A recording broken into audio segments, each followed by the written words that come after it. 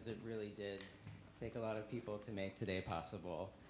Beginning with, I'd like to thank Frank, Rebecca, and everyone at the Martin E. Segal Center for their support and for giving us the space here to have the roundtable. From our program, I want to thank the Sidney E. Cohn Chair, Distinguished Professor Marvin Carlson, who's here with us. I'd also like to thank the Vera Mowry Roberts Chair, Distinguished Professor David Savran. The Ph.D. program in theater and performance at the Graduate Center was also instrumental in making this event happen, especially our executive officer, Peter Eckersall, here in the front row, and our assistant program officer, Lynette Gibson. We received a grant from the Doctoral Students Council to make this day possible, the Doctoral Theatre Students Association, several students who were volunteers throughout the day, and thank you to our publishing panel. Susan Teneriello is here somewhere, and Norm Hershey from Oxford University Press, and Mary Ellen Sanford from TDR. I'm going to let Erika introduce everyone individually on the panel, but also I'm sure that you would not have been here were it not for these people being here as well. So thank you to all of our visiting scholars. And I also want to give a special thank you to Professor Erika Lin, who was our faculty advisor for this event. And we have one extra approaching dance t-shirt that's just for Erika.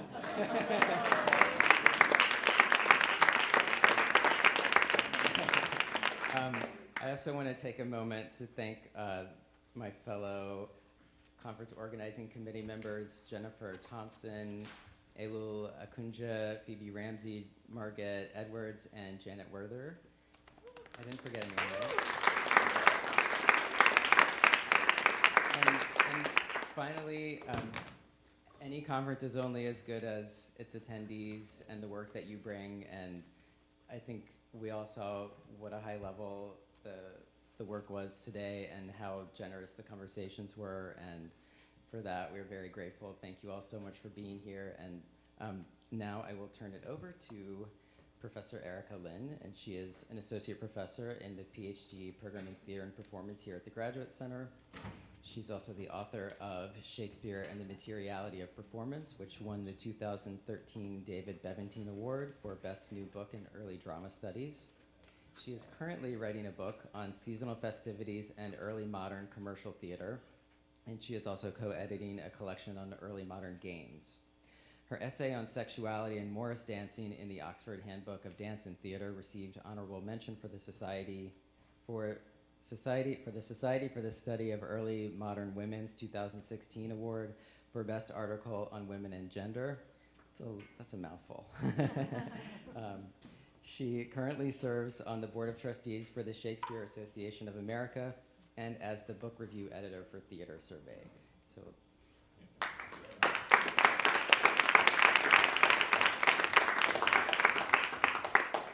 Thank you, Ryan, and thank you for the t-shirt, which I did not know was going to happen until I walked in this morning.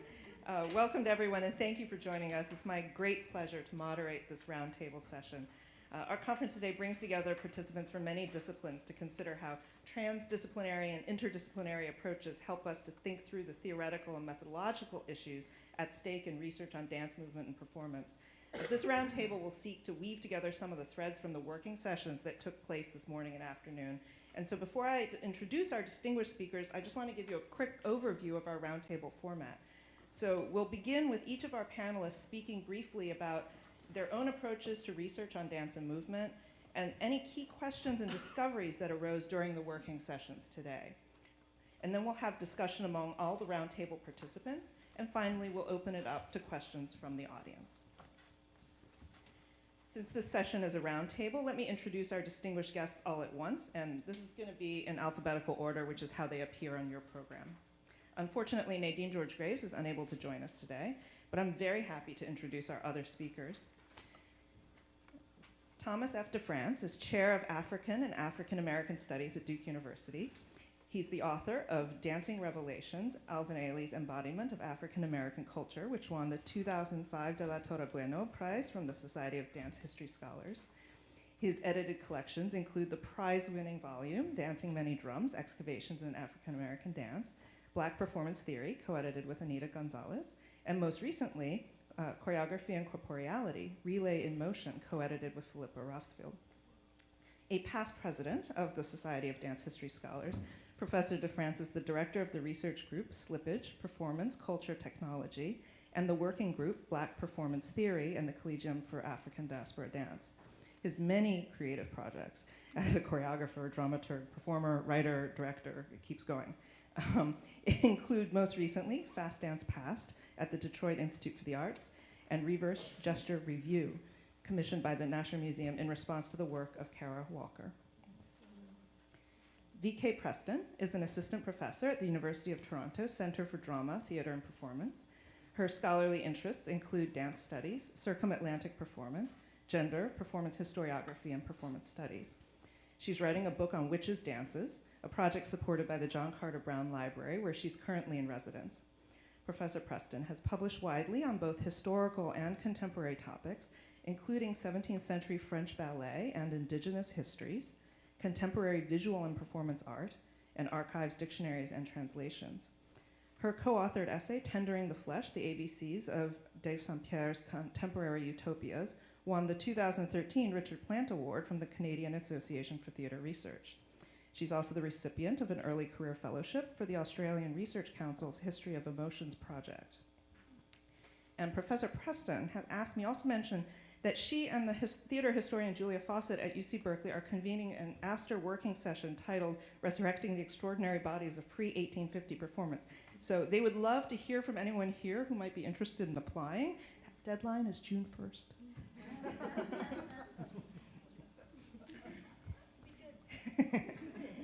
Katherine Profeta is an associate professor in the Department of Drama, Theatre, and Dance at Queens College, CUNY. Her longest term credits are as a dramaturg with choreographer and visual artist Ralph Lemon, 1997 to present, and as a founding member, choreographer, and occasional performer with Elevator Repair Service Theatre Company, 1991 to present.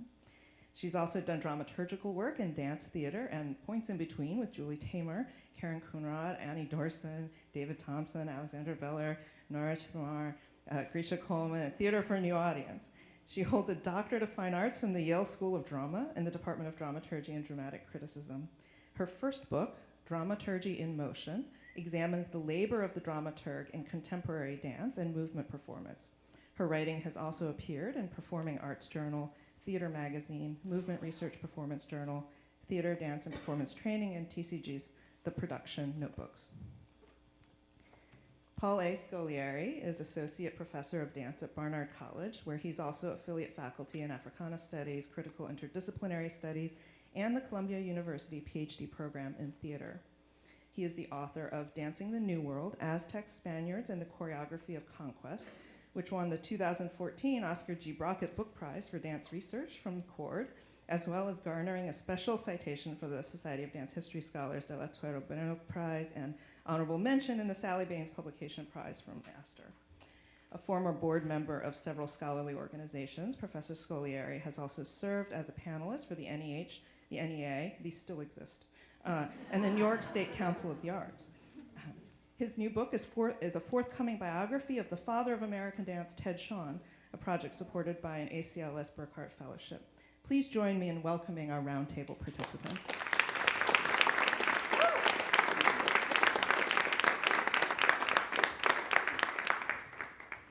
So we're going to begin with each of the speakers saying a few words about their own approaches and methods on research and dance, and their own take on transdisciplinarity, and any kind of questions, interesting problems, discoveries arising from the working sessions. I'm going to ask the speakers to please use a microphone. There are several of them. This is not a round table, it's two small round tables with several mics on them. So anyhow, VK, do you want to get us started? This is it's the amplifying kind. Okay.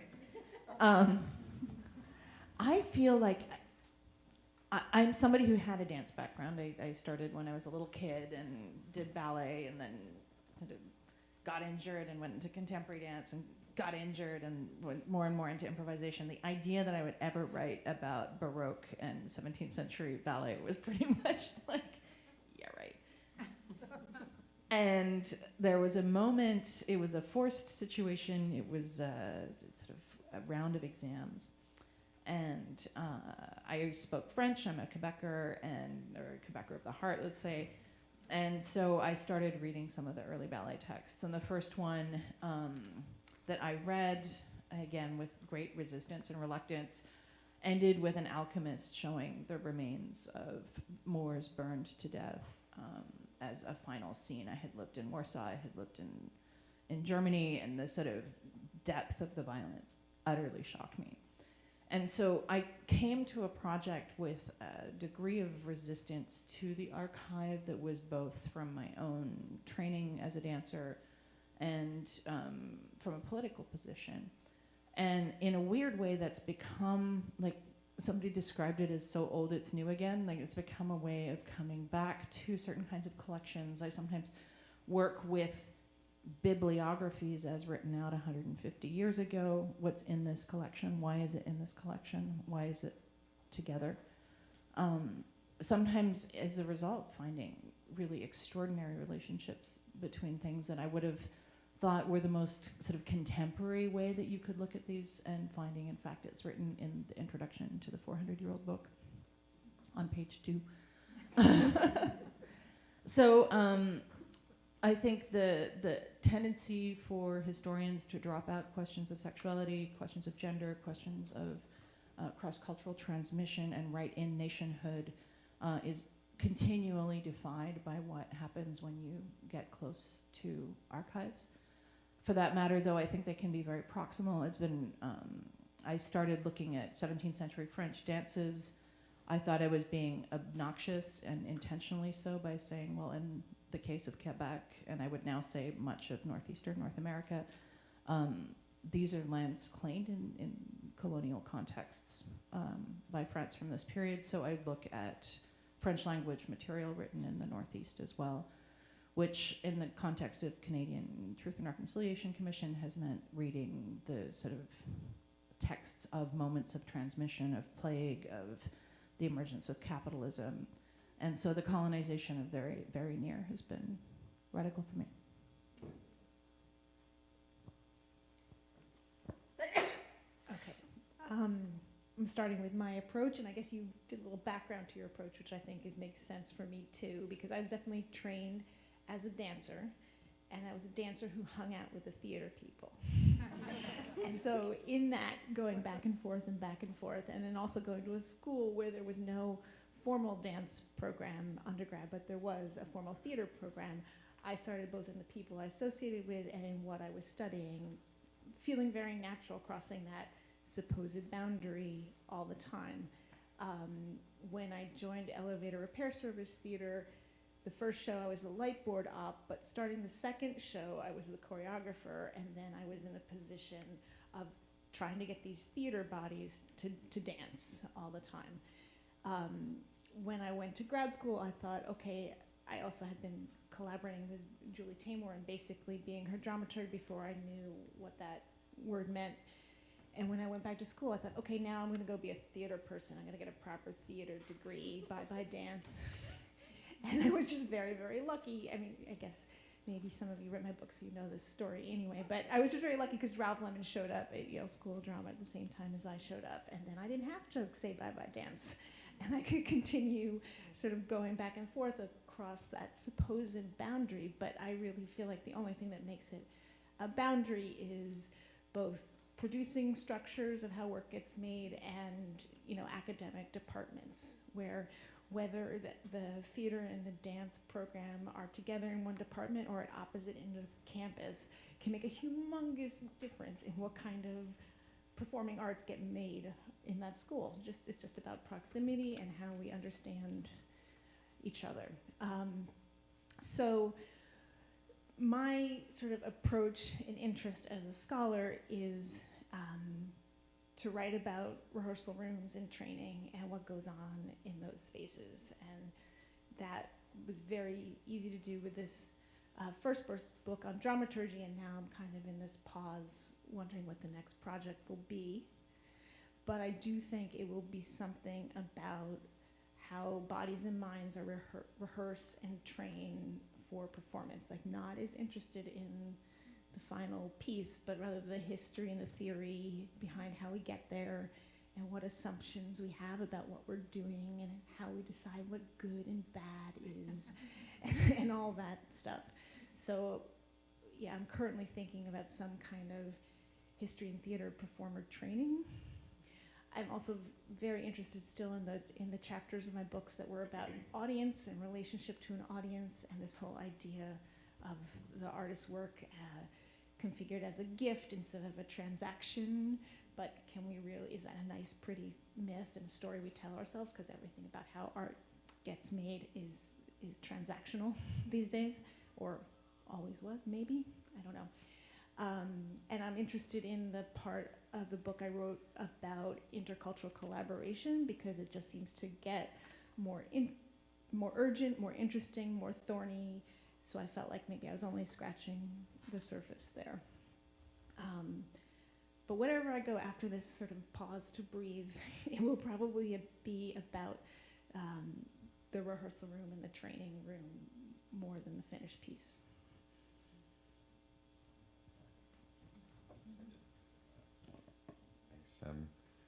So I really like this format that we're doing now as our roundtable. So I was a very nervous child in Indianapolis, Indiana, nervous with lots of energy, and so kind of living in this vibration. And the youngest of 4 kids, and the other kids were all very sports-minded, and so I knew that I wanted something else because I had to distinguish myself. So dance and gymnastics and tumbling and doing shows on the corner for passing cars was really important with my little friends, and the stuff that we would do. And then so always did dance, but also in music, and maybe it kind of speaks transdisciplinarity. And in my family in Indianapolis, Indiana, we all took music lessons, so this is kind of before. So everyone played an instrument of some sort, not like one of those families, but just it's what you do as your aspirational middle class. So playing the piano and playing the cello and playing the string bass, and kind of kept all that going. And then those interests between dance and music, those kinds of formal music was much more formalized, and dance was something that our family did. And then as I kind of realized that I was gonna stay engaged in the arts in that way, the writing stuff and the research came from this kind of inclination to better understand what's it doing in the world. So that's kind of always been the question that I'm chasing, and still chasing it. Not so much what's it for, which kind of forecloses possibility, I think, but what's it doing there? So what's it becoming? What's it enabling? What's it allowing? And that kind of curiosity is kind of the thing that drives the approach to research. And so thinking back on being a little boy and doing shows outside of our house in Indianapolis, Indiana, on the corner, what was that doing for a queer kid? A queer high yellow kid in Indianapolis whose father was on the school board. So how does dance and performance do something, and what is it trying to make possible in the world? That's where that curiosity. And then for me, working in Black studies, I've always been okay, well, we need so much more research on Black people. It's just ridiculous. So we just need so much more. So keep opening that space, keep opening the space, keep opening the space. So a lot of the research projects that I get involved in are spaces that I tend to think of them as opening forays, like here's an idea, someone else please take that on and move it forward, or move it sideways, or do something against it. But that's where a lot of the projects come from, these spaces that feel like they could be opened up in different ways. And I've been really curious in terms of centering kind of Black aesthetics, if you will, but then being really concerned about African American exceptionalism. It's very complicated, so as we get to travel the world, or if not, or have conversations with people around the world, there's still a very deep-seated and productive cynicism and suspicion of the American exceptionalism, as well there should be. At the same time, Black American experience has produced something utterly impossible and unsolvable and just ridiculous, ridiculous. That has such a huge impact over the world, whether it's about claiming exceptionalism that marks it as being special in a way that's, it's not about a kind of quality, but a quantity of experience maybe. And so I've been thinking about that a lot, and that's kind of a inside the projects that I'm moving towards. I'm also lucky enough to work as an artist, and something I always take from working with Katherine on her work with Ralph Lemon, talking about him as an unreliable narrator. And I've been really working with this as an artist. You know, we get to be unreliable narrators all the time, and I can say things that I don't mean, and I don't have to validate them. I don't, because I'm opening a space that, you know, it seems like it needs to exist now. But as a researcher and working in the archives and politics of citation, I have other kinds of questions and responsibilities and tethers to other people in the room, where, you know, what is responsibility to an archive or to the structures of feeling that other people have already encountered and made present. So that kind of bouncing between those two kinds of modes of address to others seems really important to me. Hi. So I guess the theme is I started off as a dancer too. I actually wanted to be a dance professor because I thought I would get free studio space. That was my skewed sense of how academia worked. But that's true. You know, I went to an interdisciplinary graduate program, the Performance Studies program at NYU, and really at a time where I felt like all of our conversations were dominated by questions of methodology. So we talked endlessly about methodology, but we weren't trained in any methodology, right? So I actually left for a bit and went to an anthropology department and started to and linguistics, and figured I needed to do. But it was fantastic because I also don't think I would have developed the project I ultimately developed in a disciplinary home. But I felt like I needed to. I needed more tools than just the kind of discussion of interdisciplinarity would allow me. So as soon as I was done with my first project, which was really started off kind of with a methodological question, how do we write about dances we can't see, or some foolish sort of question like that. After I finished graduate school, I said, well, I'm going to go study Laban analysis. I'm going to study movement analysis. I want to figure out a way to get back to my training, and with the belief that really looking at dancing and looking at choreography and movement was going to be a vital and important way of engaging with dance and dance studies and dance history. And I think it is, and it's part of what I teach, and it's part of what I preach to the undergraduates about learning to look, not necessarily Laban analysis, but about movement analysis and what you see and patterns of experience and qualitative movement. All of that is important, but it has almost nothing to do with my research. So I don't really feel transdisciplinary as much as I feel sort of disciplinarily promiscuous or something. I sort of just, you know, but I think that's what came across today, even in our panel today, that different projects, different texts, different parts of projects require different tools, right? And I think there's a way that we are always aspiring to, because we like to integrate and we like to combine, and a lot of the work we deal with is calling for so many different ways of examining it, and we want to make sure we capture the complexity of it. But I think, and I hope we hear from you as well, that sometimes there's something beautiful about the disciplinary, about a kind of slow looking through one lens consistently. I just find in my own habit of reading, I prefer works that sort of, not as the ending of a way of looking at it, but as a complete and thorough, deep way of looking at an idea or of a phenomenon. So it's just interesting to me that while I preach interdisciplinary and like to teach it, and have students think across different disciplinary boundaries, I also find that my own sort of, and increasingly as I get older and deeper into the archive, is to, you know, where I situate myself as really a historian. So, so that was one thing, just thinking about what is the value in always trying to privilege transdisciplinarity, but when we don't have to be all things at once for one.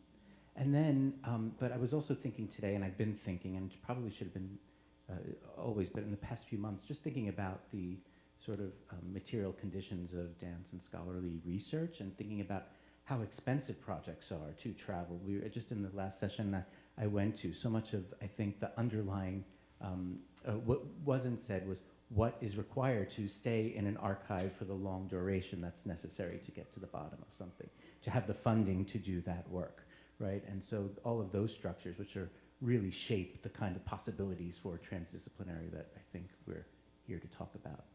Does that make Absolutely, and I think that's a wonderful touch point to talk about some of these questions, so thank you. And thank you all for some wonderful discussion during the working sessions. I'd like to take your point, Paul, about the institutional questions of access, to ask about the ethics of various research methodologies. And one of the things that, Tommy, you were saying about the fact that artists offer unreliable narratives because you're licensed to, right? And then the idea that is art non-transactional that Katherine brought up, right? And the fact that it's not economic means that you're outside of the realm of needing certain kinds of, of commodifiable notions of evidence or methodology. And so I was wondering then if we can talk about what it means to have an ethical methodology. And I'm not saying it's not ethical for you to get a grant, Paul, to go to an archive and do some work, right? But just thinking about what these questions are about the ethics of a particular method, but also the ethics of transdisciplinarity, given that disciplines are based in terms of these institutional structures. Something that came up in the morning session as well that I was part of, I don't know if this is right, but I was feeling, I'm thinking a lot about how expansive and how much work there needs to be done in Black studies and dance studies. It's overwhelming, but also thinking that the way the economy of academia is with book publishing, with getting jobs, it's sort of, you're driven by the need to be very original, right? And to be exceptional in that way and to be marketable in that particular way, which I think almost runs against what the field most needs, which is collaborative research, transnational research, right? The way scientists organize knowledge production, that so much of the burden of knowing these histories and these experiences are tied up in that one scholar who has a job that could fund that work, right? And so how do we actually build, and I think this is what we're doing today too, right? But how do we build those networks to allow that kind of multiplicity? So the burden of transdisciplinarity and the depth of knowledge doesn't fall on one person. And how do we create an environment that allows for that work when we have a kind of structure that's asking for individuality, differentiation, and exceptionalism?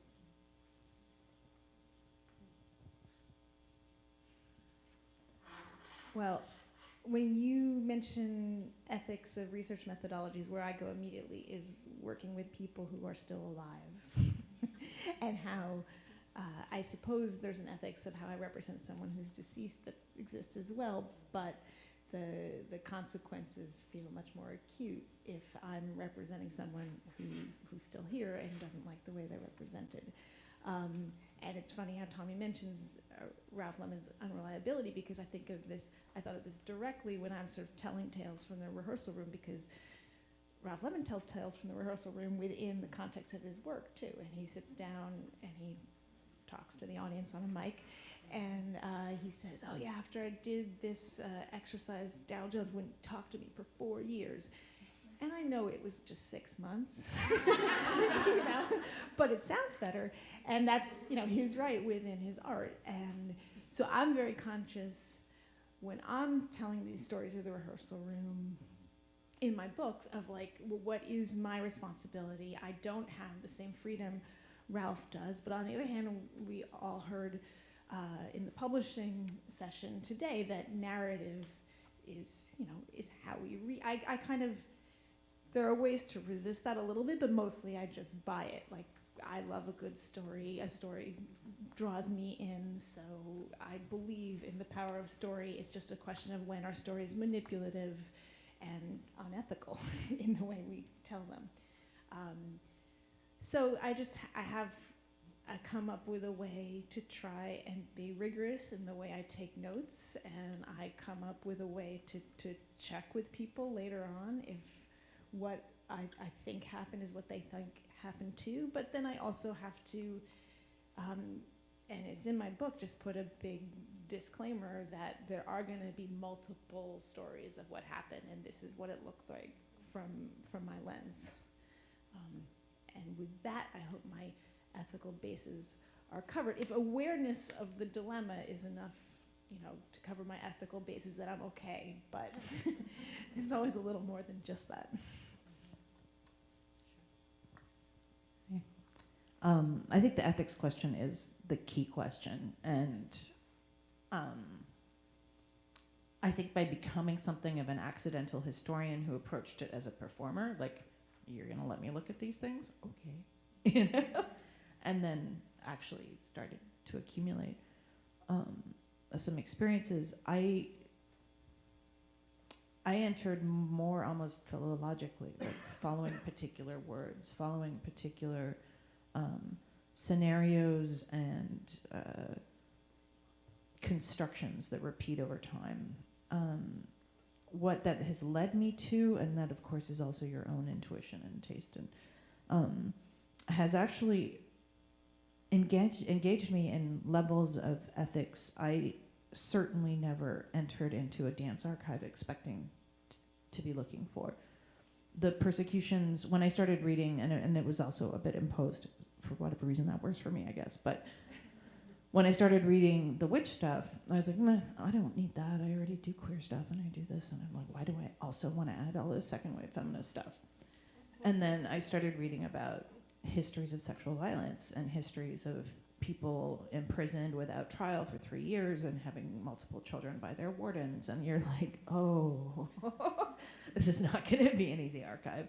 And it's entirely engaged with histories of colonization and race and inequality and disability. And so that was one site in which somewhere where the sort of popular slighting that's so habitual of a class of historical victims had actually concealed from me too how serious some of these constructions that are ingrained into Disney movies and every other thing, right? That they're still ongoing machines of, you have to defeat the witch by the end of the children's book.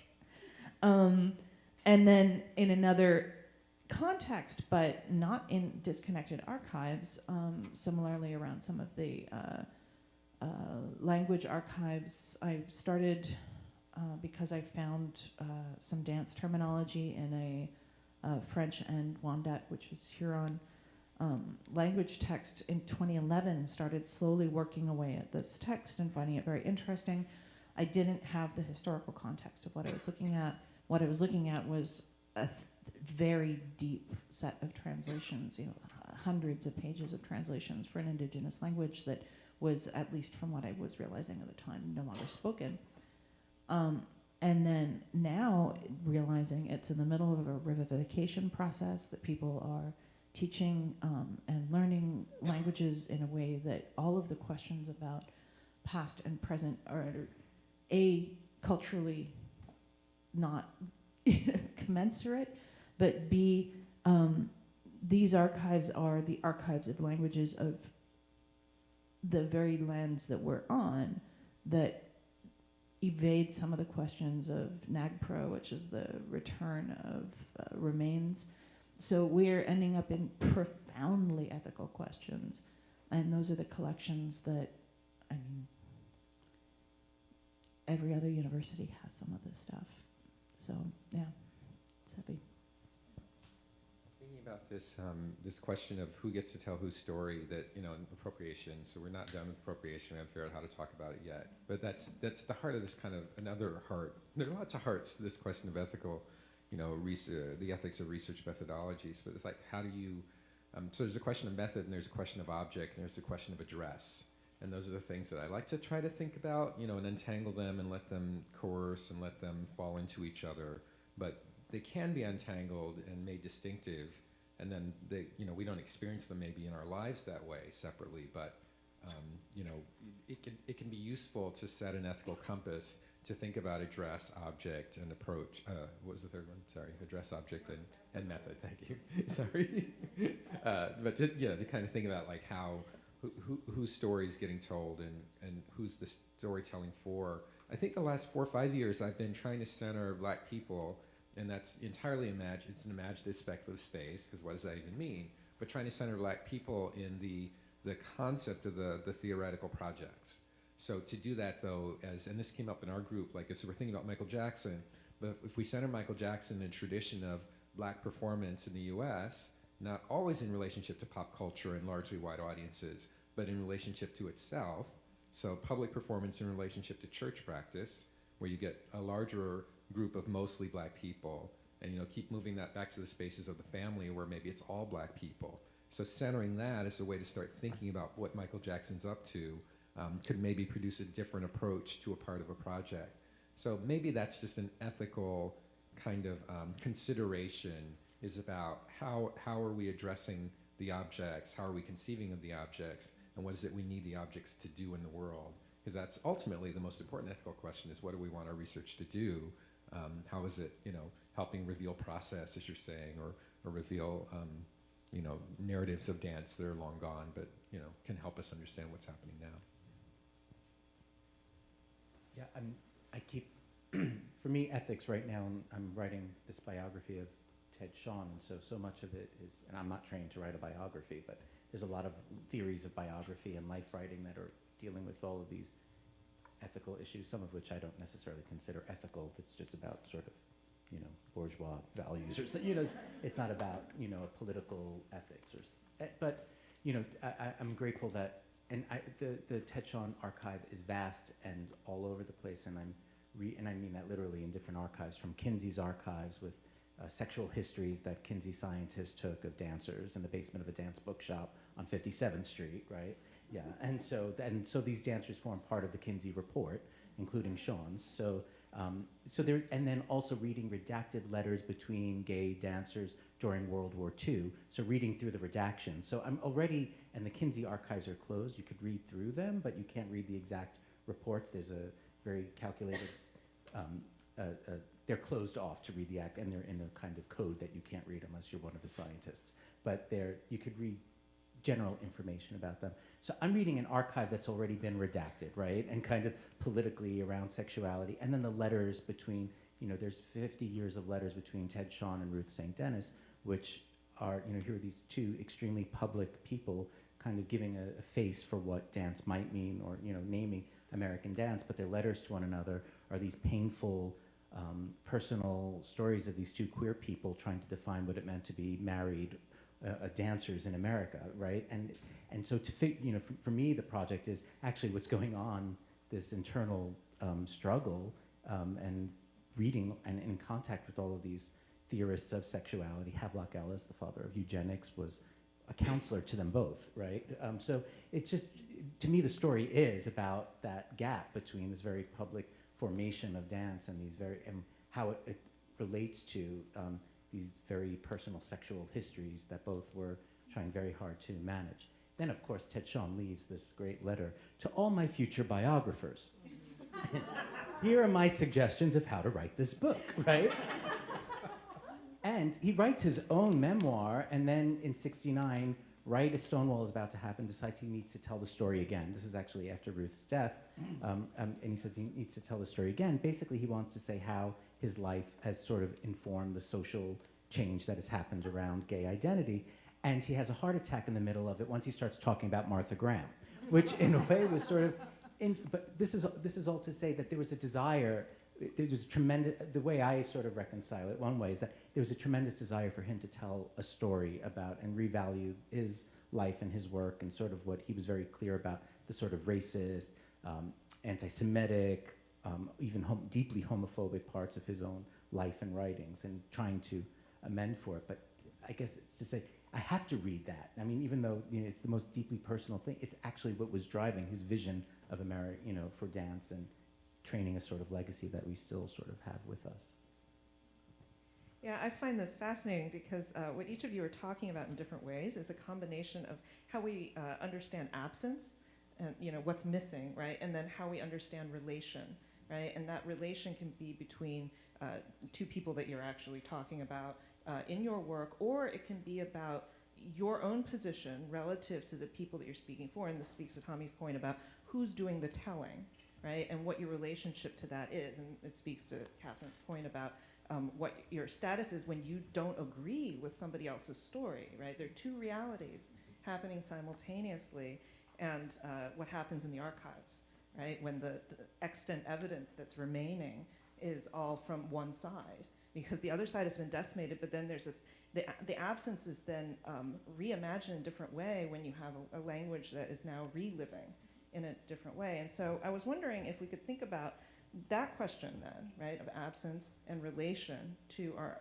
objects of study, right, asking that question then, well, what do we want the research to do? And this is Tommy's question, right? Depends on what we want it to do. And we each have different goals. Yeah, it's good. You know, it's fantastic that we have different goals and different ambitions and different, you know, sort of readerships and addresses to students or other faculty or colleagues around the world. I mean, that's just, you know, it's pretty glorious. It's not valuing one over another. It's recognizing difference. And, you know, this language of diversity has come back into the academy big time in the last 3 years. And, you know, I think it's about biogenetic diversity as we're all kind of understanding climate change more deeply and understanding the need for diversity in a kind of cellular level, if you will, an organic level. But then, you know, that turns back into the academic discourse of we need diversity approaches and experience and backgrounds. But this question came up in our group too about absence, and we didn't actually address ephemerality, but kind of got in there, and we got into some thorny but juicy part about choreography and improvisation. But there is a way that these questions are kind of, you know, is the dance there? What are the remains of the performance? We're not, and I say that in a snarky way, we're not done with those questions, but we're trying to kind of resist them, you know, in this kind of way that dance is absent, it's an absent present. You know, like, we know we're there, but I think even your question brings us back into that encounter in a certain kind of way. And it is a challenge for dance. I mean, I think of it in terms of dance really is trying to live outside of language, and then our task is to keep fixing it back into language, like relentlessly. We're gonna make it work on this, you know, on this little keyboard. It's gonna fit somehow. And you know, what we know from kind of everything that we do, that we, you know, need outsides of language, that dance can help us with that. Not always, not only, but can help us towards that. So, you know, maybe absence is more like the jigsaw puzzle, and it's not that something's missing, but it's just that parts of it are in other places than we think they might be. I'm going to jump in there. That's such I loved your dramatization of our trying to fix it into the computer. Here was my ridiculous attempt to resolve that problem this semester. I taught a course for undergraduates at the New York Public Library of Performing Arts, trying to bridge digital humanities with archival research, to see if I could, we could begin to have that conversation, to also get students excited about doing archival work, but also to foray into digital humanities. And my sort of, don't laugh at me, but my attempt was to also say, how do we confront dance and the archival films on their own terms, right? How do we actually, can we make visual arguments that places dance and choreography at the center of a kind of experience of learning or interpretation? So it was sort of, to be really brief, we developed this software that allows you to, and the New York Public Library actually started this, but we sort of developed it, where you could juxtapose video, or students learned basic film editing, so they could kind of manipulate the film that we had permission to manipulate, which was actually a great sort of choreographic analysis, because they were literally transforming choreography or trying to adapt it according to, you know, against and alongside what the actual source of the material was, right? Which was 16mm film put onto VHS, then digitized, and now on YouTube, right? So then they were transforming it once again. But the sort of, to wrap, you know, and then annotation, and there were all these tools that they learned, trying to create an experience where we can make, create visual arguments that allow dance to sort of reveal something central of historical significance without necessarily, you know, outside of or complement it somehow with language. Anyway, the lesson was, right, that even how these archives are also a type of absence, right? You could look at a Pavlova film of a ballet, right, and we have the archive, this one, you know, 45-second clip of her dancing, right? But it's not the dance in history. It is just, you know, some clip of her performing it, not on the stage where she did perform it, not with the lighting or with the live music, or even, you know, so what sort of became amazing in this exercise was how limiting the actual archive was, right? How, for some dance that, you know, especially around film, that how limiting it actually is to some of the arguments that we want to make, or the historical questions that we have.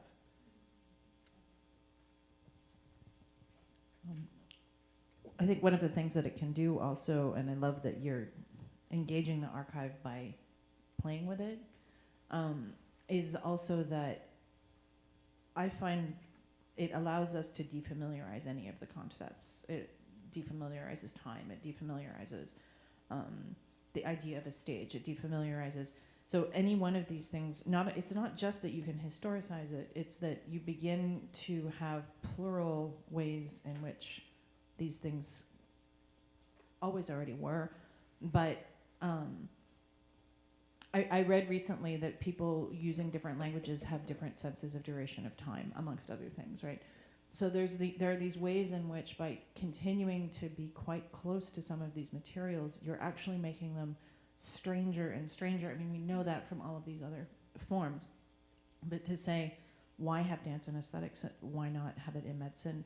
Not from a contemporary 21st century medicine, but because it is in medicine, according to all sorts of cultural practices.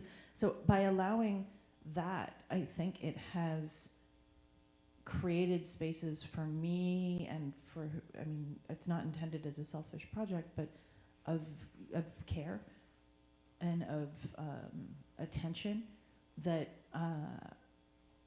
I think are generous ways of allowing ourselves to educate and be with each other with questions. I think the ones that came up that I thought were very tender in our groups today were transmission, and in that case, that was Janet's project of disease as well as cross-generational work. And Magritte also talking beautifully about care. You know, there are items that are in the object in the archives because they've been sealed, but stolen. But there are also those that have been cared for into that moment in time.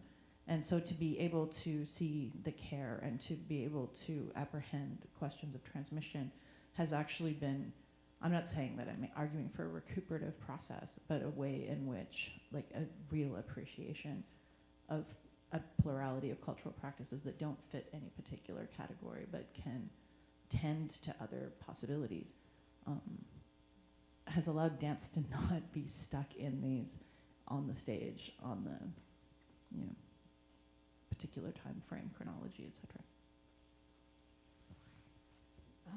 I think I have just a very brief answer to this idea of engaging absence, and my immediate answer when I thought of your question was just that I'm not so sure that I want to deal with absence as much as what I'm really dealing with is trying to make visible what we don't see but is there, so it isn't really absent, or to speak what's unsaid.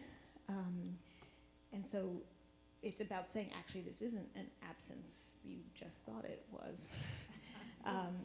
And to Tommy's question of why do we try to put it into that thing, to words, I think two things. We try to convey it to people who don't have it in their bodies, who don't dance it, and as a way of maybe transmission, whether that actually leads to them moving or leads to just their greater understanding of what the heck we're doing.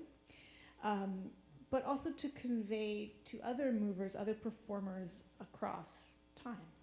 So speak to the performers, the dancers of the future, or we, the performers of the present, read something that, say, Ted Shawn said about what he was doing in the past, and that kind of transmission. Yeah, it's interesting that you all picked up on the absence part, because I was thinking of it not as absence-presence as a binary, but of absence and relation, right? And so I was thinking about then the second part of it, you talked a lot about this kind of cross-temporal relation, right? And I'm wondering, like, is this specific to dance studies in some way? Is this, what happens in terms of a transdisciplinary or interdisciplinary approach?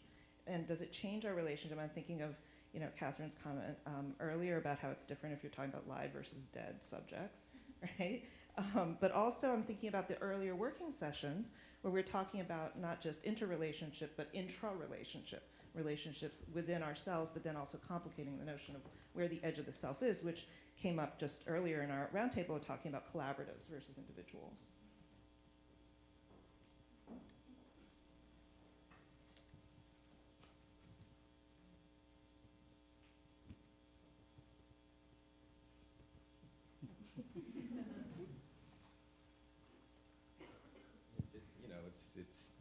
amazingly huge. I don't know that it's just for dance, but dance is of our, we tend to think of it as being of our bodies or of our spirits or of our, kind of volition or, so there's an ofness to dance maybe that's important here, that dance is of something that is not in its name, like it's not just of dance. Dance does all these other things. It doesn't just dance. So there's always this kind of relation. I was just thinking as you were talking though about being an improviser and the kind of imagery that comes through. We learn dance body to body, but then we also learn it in relationship to sound and smell and to video and other kinds of archives as well, written archives, and this kind of like constant streaming of information that goes all over the body and through all kinds of imagery as you're performing. And I think as researchers we do that too. So this kind of relationship to, Paul's been talking about it so much, like your relationship to Ted Shawn and St. Denis keeps changing day to day as you reflect more and more on these archives. So I don't think that's just for dance, but I think we're maybe more attuned to it because we are in the space of the sensorium as we're trying to do our research in certain kind of ways. I don't know.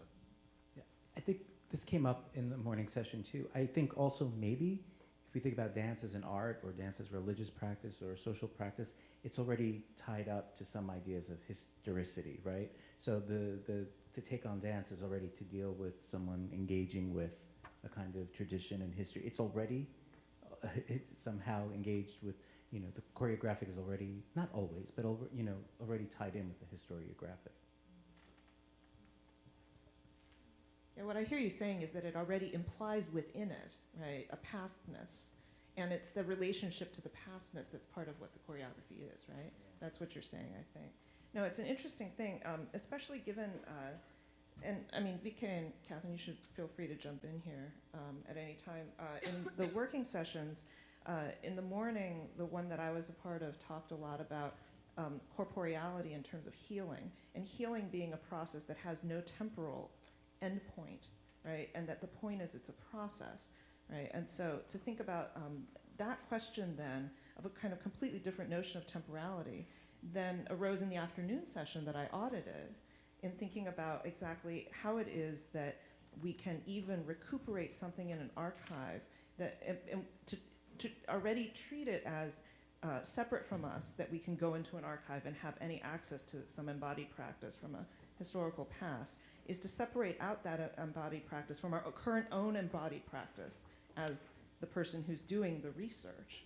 And there's a relationship to that, to the morning back to the morning session, which was thinking about the way in which the body becomes ill. When the body becomes ill, you understand it as object, right? Or when you understand it as object, it is ill because it's not integral in a certain way. And so I just want to kind of trouble that boundary a little bit and think about that in relation to temporality.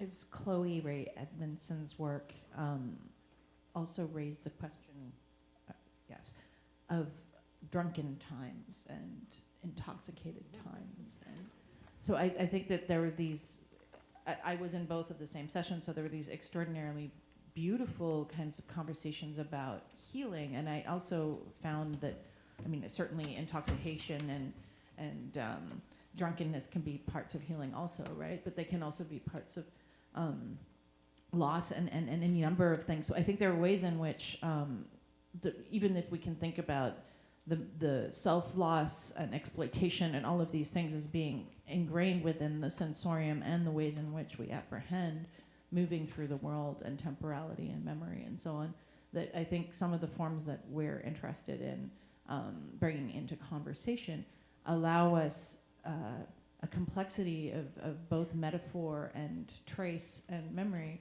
that allow us into pressing the limits of the categories so that it isn't only, is it healing or is it intoxication or is it appropriation or is it participation and immersion, but that this continual movement through can be looked back upon as any of these moments and scatter and refrain somewhere else. And I think that's where the capacity to be collaborative gets very exciting, is you follow one thread and then you say, oh, okay, that has fallen into this existing pattern, and how do we take the thinking somewhere else?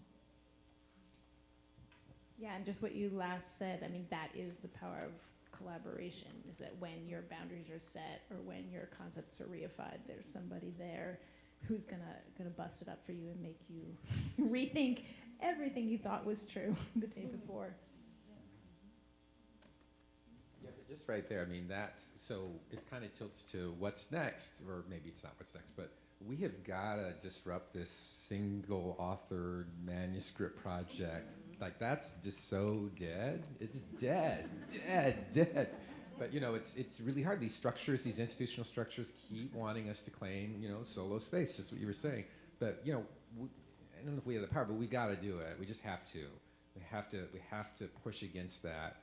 And, you know, it's this, what you're talking about collaborative, I mean, it's just, you know, that's just what has to happen. Sorry. I have words. You don't need to apologize for that. I think we definitely agree with you on that. And I think, I mean, that's an interesting problem then, right? Is this something that we can contribute to, perhaps by talking about process in our research? So that what we're privileging in the work itself is something other than the product, right? Which is understood as a commodifiable entity that's going to be attached to a single individual, right? And that might be one possible direction. Are there other possible directions or methods that you can think of to make live Tommy's manifesto and reality?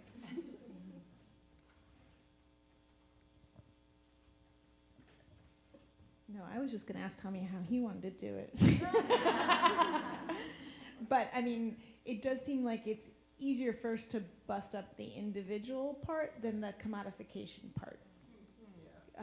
That seems to me even harder, at least to where I'm thinking right now. I'm with you. I mean, we have lots of examples now in all kinds of activist circles of, you know, activist projects that don't claim authorship and don't claim identity and don't claim necessarily sort of beginning, middles, or ends, but claim space as projects. You know, so we know it's possible, but these are the kind of special artist type people doing this, artists, intellectual activists. There's like kind of this mass consumption of social media, and we had this really good conversation about mass camp that came up in our group that was just fantastic for me to think of it that way, like, or for all of us. But, you know, trying to make this space where, yeah, the commodity part, it's just tough. I mean, you know, people are growing into lives thinking that branding themselves is the way to kind of achieve something that's sustainable and gets beyond bare life, and, you know, and there's a way that the world we're in is saying that that's true.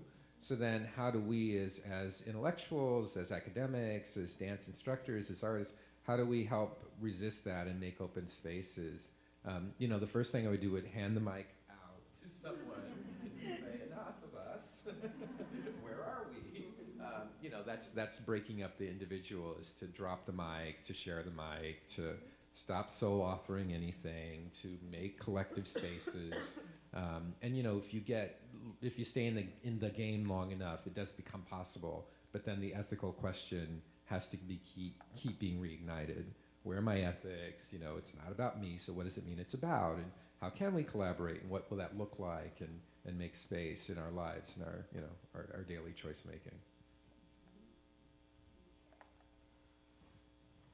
Yeah, I was thinking about this, and you were talking about how this is a world that values branding of our own stories and our own identities, that we started the session telling our personal stories, right? And so I'm curious, how has your story changed over time in relation to your research? Wait, repeat that question exactly? I was just saying that, you know, in this society, as Tom was saying, that, you know, values branding of individual identity or individual narratives, right? So you are who you are on Twitter, as opposed to the kind of multiplicitous, you know, unfixable set of qualities and in process. But in this roundtable, or as I said, two small roundtables, the conversation began by each of you telling your stories, right? And I'm wondering how your story has changed over time. We've been telling these stories a long time, but they're not the same each iteration. And so I'm wondering how your research has affected that narrative of yourself that you tell as the narrative to get to the research. since I started that pattern, for better or for worse, I'll take that one up. I'm just like, their little eyes looking up at this guy, or tables.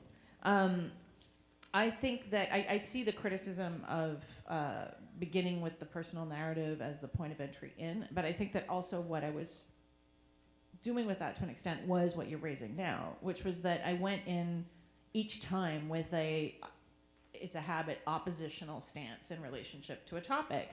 And each time, by being in that oppositional stance, found myself changing and other possibilities, including ones that I would certainly now be like, oh, no, that's not where I want to go with my work. But the practices of scholarship that included creative labor and collaboration allowed for, I think, levels of mutability with that I wouldn't say whether or not they I mean, certainly there are questions of privilege. I wouldn't say that they defy the question of commodification, but they've allowed a reflection on embodiment, relationship, location, politics of history, and art that have, I think, substantially changed at each iteration, and that for me is what I'm trying to share when I'm teaching, and otherwise is that it's not a continual self-authorship kind of scenario, but that these are tools that allow pushing those frameworks imposed on us in these marketed kinds of ways into playful and oppositional stances that can be transformative, even if that transformation is its own paradigm, but also small. It can be big. I'm trying to formulate a thought here. I mean, mostly where I went to is like, yeah, why do we all start with a story? But it's so powerful, right? And I think that goes to what we were saying about in publishing too, and the giving the book a sense of a story, and the question of whether stories are lies because you shape them to have a certain affect and to have a certain kind of journey. And you know, I've also always been dealing with narrative in dance, and whether dance can escape narrative or whether it can't quite because of how we perceive something. We perceive and understand the world in terms of story, or do we? I think we do.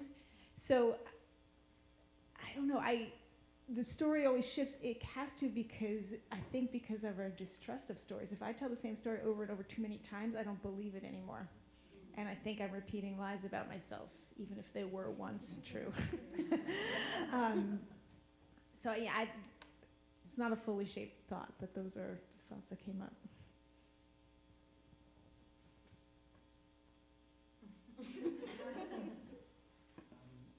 Yeah, I don't know if the story's changed so much as I'm at a weird time in my life where I'm beginning to think of my work very differently. That I think I still feel, you know, politically, personally motivated, you know, on how I choose to spend my time and what topics I want to write about. But I also have a sense that that'll come through no matter what I'm writing about. And I've sort of been thinking about what the next few years are, or projects I take on. I'm sort of not thinking only about, I'm thinking, well, I need to know this because I don't know anyone else who knows this, and I feel a sort of obligation to the field or to my students. It's a very different thing. And I think this was also a colleague of mine recently retired, and she gave me boxes of research, you know, and it was basically projects that I think she was going to, you know, finish, and realizing, oh, I'm already collecting that box of things that I think I'm going to get to write and to think about and follow up on. And, you know, she gave me the box and said, you have to finish the box. And I was, you know, and there's, you know, and now I have, you know, students and grad students who are going on, I'm like, you have to write this, right? And it's, you know, you know, that it's not only about, you know, my desire, but feeling like trying to figure out like what's going to make an impact, what's relevant. I also feel like, you know, I'm based in New York. I have the dance division down the block from me and all of these archives. I feel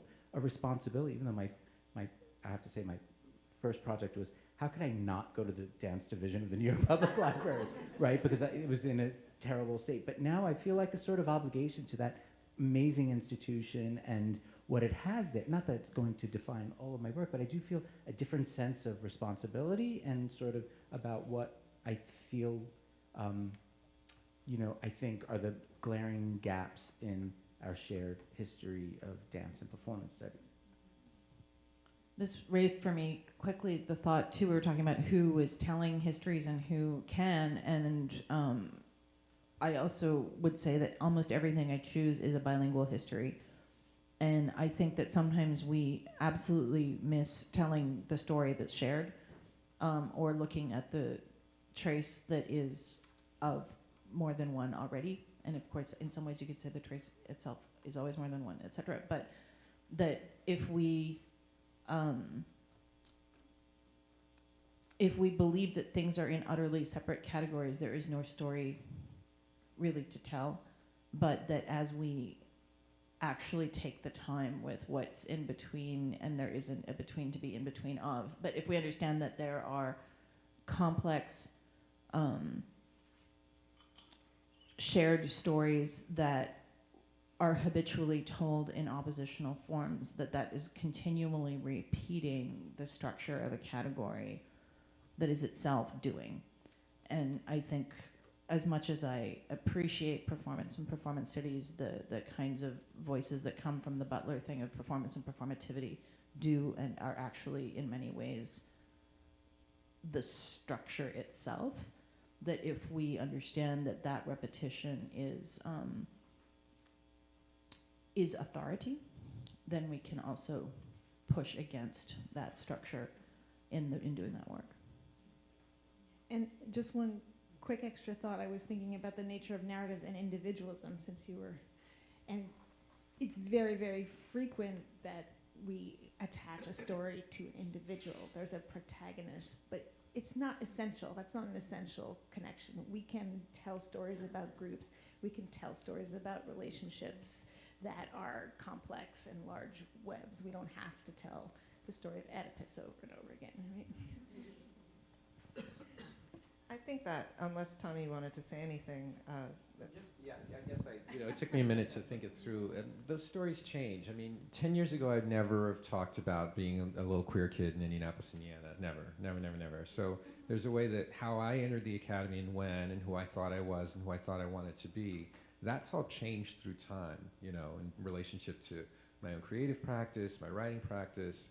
So maybe it's inside everything that we're saying to each other about these things are not fixed, and how we stay curious, stay thirsty, my friend, but how we stay kind of curious about possibilities is what makes more possibility. And it's just such a different day now than it was 8 months ago, that claiming space, even if it sounds individualistic, it also can be a collective claiming. We need queer kids of color in this room, so that was very, and that was your point too. It's like, so that was very intentional, even though it's not like I pre-planned saying something, but it's like it's an intentionality about our choice making and how we're narrating stories or narrating ourselves or being oppositional, but then being suspicious, always a little bit bitter. Black art is bitter, but keeping those things going alongside each other seems just really, really urgent to stay engaged in this way of skepticism that I think you're helping us remind us. well, I think this is an interesting opportunity then to bring in our audience, and we have some time for questions from the audience for all of our panelists. Thank you, Jennifer and Elu, for helping. There are microphones so that you can properly be heard.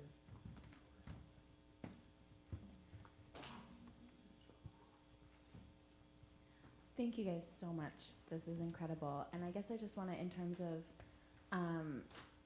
how we told these introductory stories today, there's something for me as someone who was a little kid who was a dancer and came to the academy and all of these things, to hear lauded scholars in a room tell the stories of their professional academic trajectories as lauded researchers, starting with when I was a kid dancing, right? And that's not the thing to set aside that delegitimizes us, but that can be a tool of legitimation. It was really powerful, actually.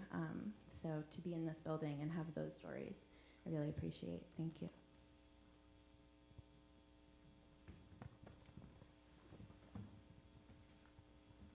Yeah, in the session D that BK you were leading, you were talking about, or a term came up, the eroticism of the archive, which I came in partway through, but I came to understand it as this sort of like sensual, intuitive encounter with, and personal encounter with the archive, in a way to, and a way to, and the ethics of approaching the archive from a very personal point of view. And this story sharing echoes that for me, that there's actually like an eroticism to the story sharing, like take it there, you know, but there's a person, like there's an ethic to it also, I guess, that's interesting in terms of our like collectivity as everyone in this room, you know, like that by bringing yourself and your story to the table, there's like a certain collective dance as we then, you know, move towards idea sharing. You know, to begin from the personal is a really beautiful place to begin. I'm nervous for some reason. There's a question over here on the right. Oh, I have a question, I'm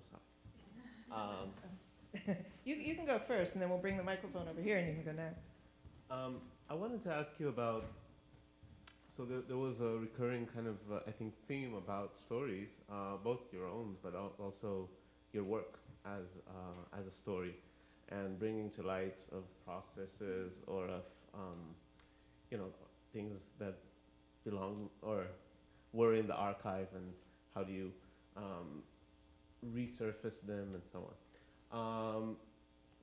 And I was wondering, so this is a question that's not about methodology as such, but rather perhaps about the dance of the work, or the performance of the work itself, and of the product of the work, and how, if at all, does our emphasis and attention to non-representational modes of being inform the product of our work?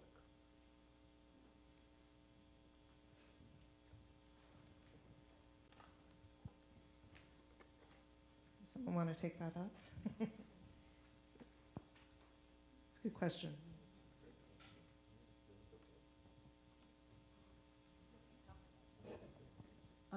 I like this question of the non-representational and very complex, expanded questions of the mimetic and the non-mimetic and its relationship to colonization and so on, I think are at the center. One of the places where that's come up, I think the essay's coming out in a little while, but for me was looking at lines drawn in gold and silver. And so when you look at them, and like I'm just seeing it now, and maybe it's a trick of my particular eyes, but things that glint, things that reflect, do something to the visual field that's quite different than representation, I think. Like that it has this moment of relation that's cast that I will see a glint off. I'm seeing it from people's plastic right now, the name tags. That will be quite different from the next person who's looking from a different angle.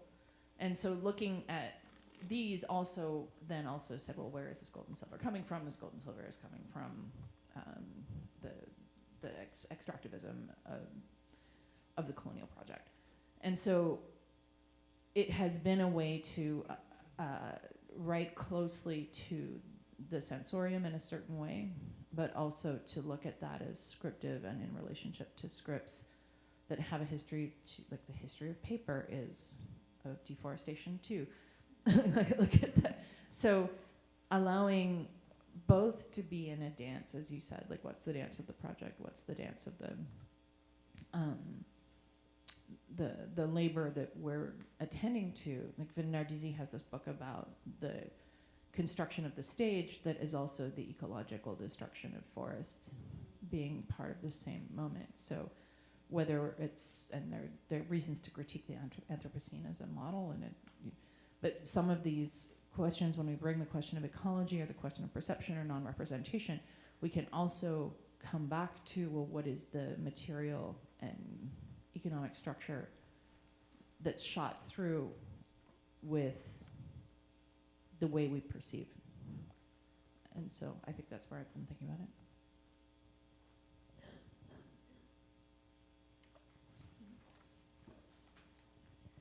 Well, thank you so much. I'm inspired by so many things that flowed between you. One thing that keeps ringing in my head is collaboration. So I want to ask a question about collaboration. So among scholars, but also with other kinds of interlocutors, dancers that we write about. And I'm particularly interested in collaborations across ontological fields, not only the ontological taxonomic fields of our, disciplines. That was redundant, but I think it's because I don't know how to say it. Taxonomies and all that, but also ontological in terms of, the pluriversal condition that we live in as human beings, that under modernity coloniality is forced into the universal ontology, right? So how do we talk across ontologies and collaborate as equals across those ontologies? It's something that I'm experimenting with in my own work. And a question came up during the session. I think your name is Ante. Ante asked me a question that bothers me, that I ask myself all the time, that I'm trying to fit all these worlds on this little machine made out of extracted materials. Why do I refer to these legitimizing scholars from, the canon? And why don't I just have the conversation with the interlocutors? And I work within the field of, it's not a field, it's just a practice of contemporary indigenous dance in Mesoamerica. So I have two versions of articles I'm working on. One which is for you guys, and one which is for my friends. And I don't know how to make those connect. and finally, and I'll make this real quick, and then the archive and the eroticism of the archive and objects, because my friends who I work with have relationalities with objects that are very intimate, and how do we listen to the objects of dance, right? So I was a research fellow at NMAI, National Museum of the American Indian, and I encourage anybody who's interested in archive to go, because there's a ceremony room. They're referred to as grandfathers and grandmothers, and it's just a fascinating place. So just think about that. So thank you. Do you feel those projects have to come together? And I ask because I think it's a great impulse we have, but I feel like so much of our conversations have been trying to, which is a good impulse, to bridge and connect, but also understanding that not all of these arguments and addresses, right, what Tommy was saying. I'm just curious to know if you could say something about, because I think it's a fascinating question. I think about my work and what does this mean to, or I get pushback from, dancers or people, folklore dancers who are invested in histories of Mexican dance. But I'm curious, do you feel that these two need to come together, these registers of thought, or, are they different ideas that create, that do different things in different spaces? Well, your book, actually, which I'm reading now, is making me think about that even more, because especially in Mesoamerica, we had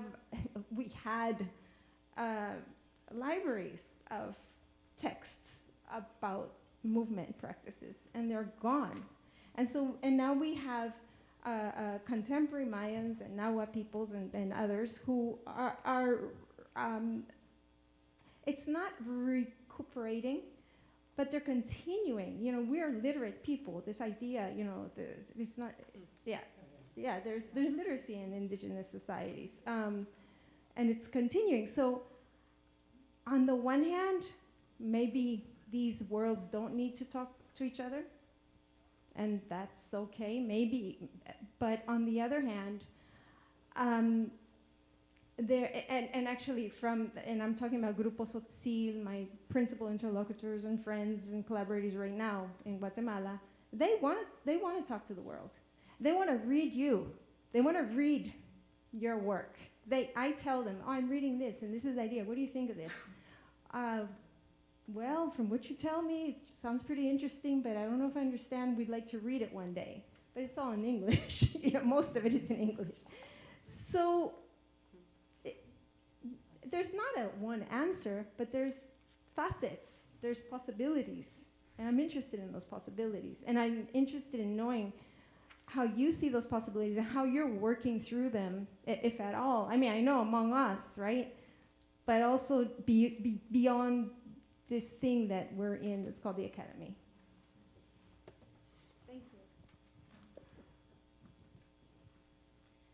Do any of you want to speak to that issue? The proliferation, perhaps, and expansiveness that we can communicate with and connect with others. I only have a few quick thoughts. It's a massive and important question, and I just wonder what about it's. I agree with Paul. It doesn't have to be the same project, but what about an expanded concept of translation, rather than just translating the book for your friends and collaborators? What about a way of writing, which translates ideas from, because it's really just about, it's about different audiences and different languages, and languages not just in the most literal sense. But if you feel your role is as a bridge, then that function can be in your writing. And no, maybe you don't write one thing, but maybe you do write two things that kind of approach each other. Other questions? Can I ask one? Yeah, I think we have time for one more, so I think it's only appropriate, Jennifer. This is a bit of a practical question. I was so, Tommy, inspired by what you were saying, or just felt it so resonant, that sense of needing to just push out of this individualized authorship thing, right? And that these things that are required by the academy, by us, and then in particular feeling our own position, which is extremely precarious at the beginning of our careers. Are there avenues, are there places, are there directions where you see sort of like tangible avenues to kind of push beyond that, or ways to collaborate? Because it's something that I think about and dream about, but it's hard to find an avenue for it or a space for it that feels like you can hold on to something. You're not wrong, of course, and it's the devil's in the details. It sounds great to get passionate, but then what does that mean?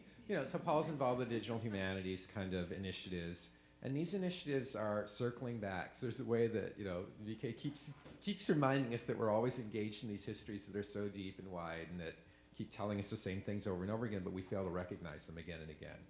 So this model of science as the model for arts research predicts the possibility for collaboration.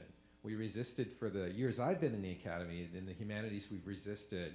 We're not scientists. We don't do these co-author. That's not what we're about.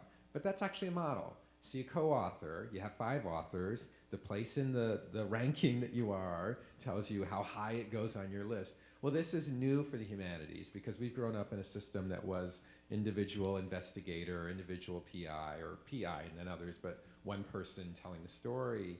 But there are models in other fields of the academy. So if we're just going to go into the academy, so that model could be useful for us to start doing more co-authored. There are collective publications coming out. I know that the postdoc I've been fortunate enough to be affiliated with for the last 3 years is publishing pieces as collectives, creating artwork and creating publications as collectives.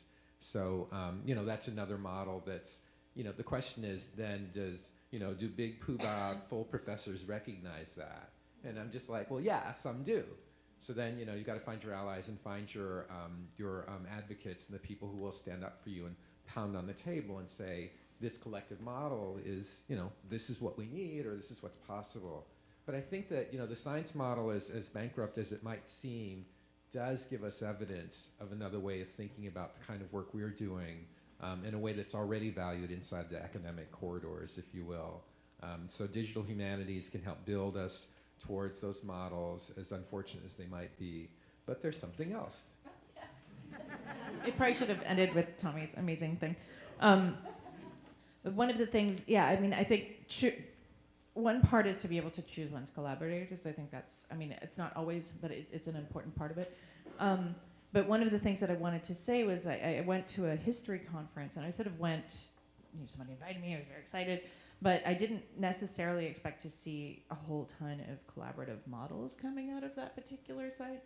And there were a number of them, and they were amazing. And one of them, and they very much respond to the political moment, but I think finding voices for public-facing scholarship and making that a consistent, every year part of what you say you're producing, what you guys just did with this awesome event is precisely this kind of thing. So I think sometimes that especially the way that gets gendered, the way that gets tracked within the academy is super problematic. But always finding the formulation and having the conversations that allow that to become something. And also finding, are there ways for that to also become part of print, I think is an important part of that conversation. And so there's a way in which, like there was one example in our class this year, we had a number of really interesting people come in and talk to the students. And because we had a student who had an accessibility issue, we were handwriting a number of these in order to be able to pass them on. Now, we lost track sometimes. It wasn't totally continuous, but we realized that we had a pretty remarkable archive of written texts with artists in conversation that had been produced across this, and that there was a possibility for collective publication there.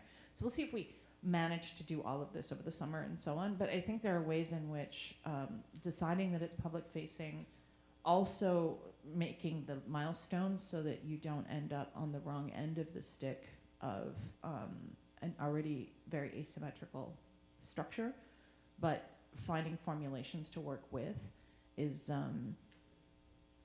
where we can go with it, and exciting. And you guys have done something really awesome with this in particular.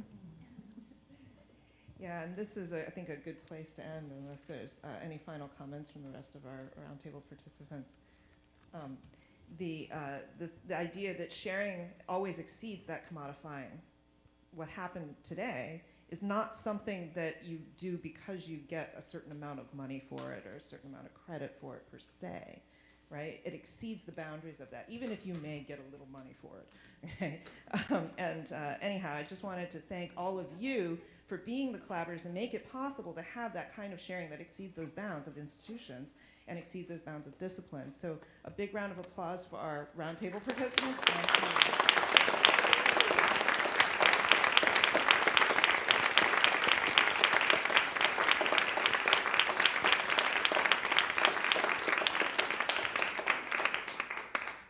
So we're coming up is going to be the Bureau for the Future of Choreography. Our organizers have asked me to announce that we all need to step outside briefly because they're going to rearrange the physical space here.